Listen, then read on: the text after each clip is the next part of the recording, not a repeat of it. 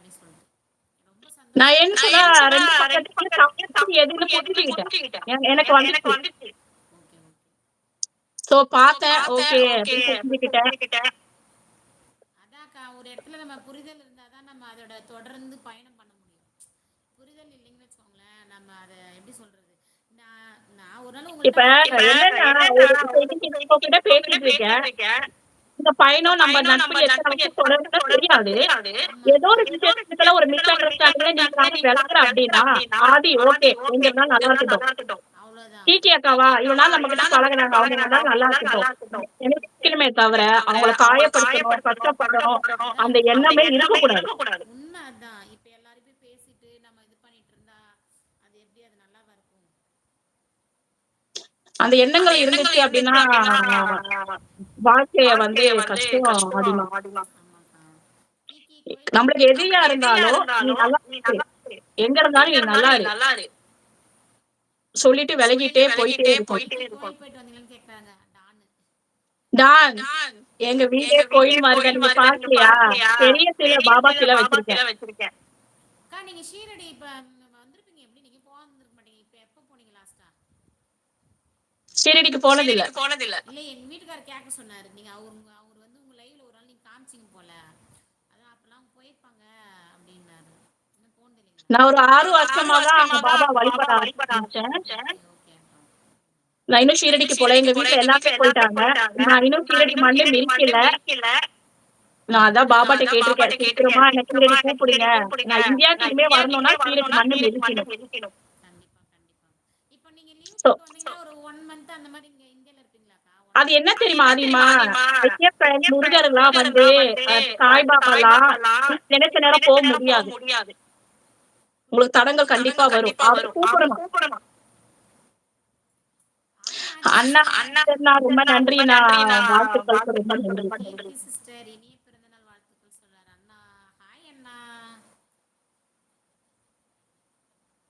ரொம்ப சந்தோஷம் ஆதிமா உங்க லைஃப்ல. எனக்கு ரொம்ப சந்தோஷம் அக்கா. உண்மையா நான் ரொம்ப ரொம்ப சந்தோஷப்படுறேன் இன்னைக்கு.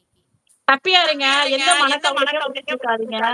கடவுள்கிட்ட சொல்லுங்க. என்ன கஷ்டம் இருந்தாலும் கடவுள்கிட்ட சொல்லுங்க. மனிதர்கிட்ட சொல்லாதீங்க. கரெக்டா இது சொன்னீங்க. நான் கத்துக்கின பாடம். சொல்லாதீங்க. அவரு மட்டும் தான் உங்க கண்ணீர துடைக்க வருவாரே தவிர, யாரும் வந்து மனித ரூபத்துல வர மாட்டாங்க. இன்னைக்கு உங்க கண்ணீர் துடைக்கிற மாரி இருக்கும். அது உங்களுக்கு ஒரு ஆறுதலா இருக்கும். அதுதான் உங்களுக்கு வினையா வந்து சேரும். ஆதி சிஸ்டர் பக்கத்துல யாருன்னு தெரியல. லக்ஷ்மணா நீங்க தான் ஃபர்ஸ்ட் கமாண்ட். அவர் தான் ஃபர்ஸ்ட் கமாண்ட் போட்டதே. லைவ் வந்து இனிய பிறந்தநாள் கீர்த்தி அக்கான்னு போட்டது உங்களை அவர் பார்த்தது இல்ல. அங்க பாருங்க. லக்ஷ்மண் அண்ணா ரொம்ப நன்றி அண்ணா. ஆனா ஃபர்ஸ்ட் கமெண்ட் பண்ணதே அவர்தாங்க இன்னைக்கு. அப்படியா? ரொம்ப நன்றி. ரொம்ப நன்றி. கீர்த்தி சிஸ்டர் வந்திருக்காங்களா? கமெண்ட் நீங்க நேத்தெல்லாம் போட்டே இருந்தீங்க இல்லையா? அதனால கேட்டாரு. இன்னும் வரல அண்ணா டூகெதர் லைவ் போட்டிருக்கேன் வருவாங்க அப்படின்னு.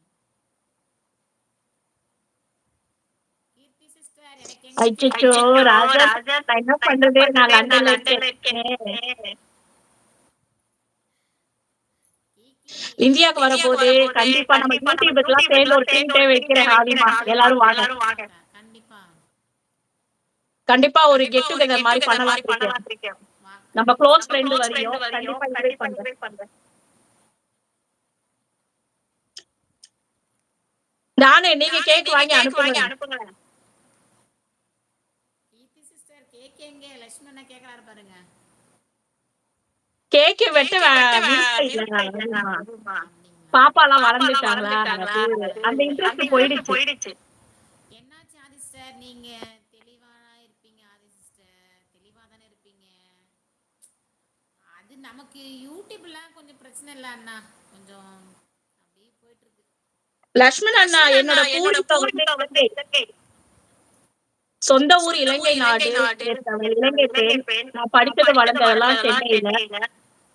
ஜாப் வேலை கிடைச்சு லண்டன்ல வந்து செட்டில் ஆயிட்டேன். கீர்த்தி சிஸ்டர் சூப்பர் சூப்பர் அருமையான பதிவு பண்றீங்கம்மா.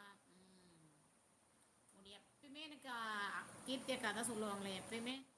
நான் உங்க லைவ் டெய்லி படுத்து தூங்கும்போது டெய்லி உங்க லைவ் பார்ப்பேன். எங்க பாப்பா ஆதிமா நீங்க சொல்லுவீங்க இல்லையா தூங்கும்போது கரெக்டா உங்க லைவ் தான் ஓடுமே. ஹாய் ஆதி பர்த்டே பேபி.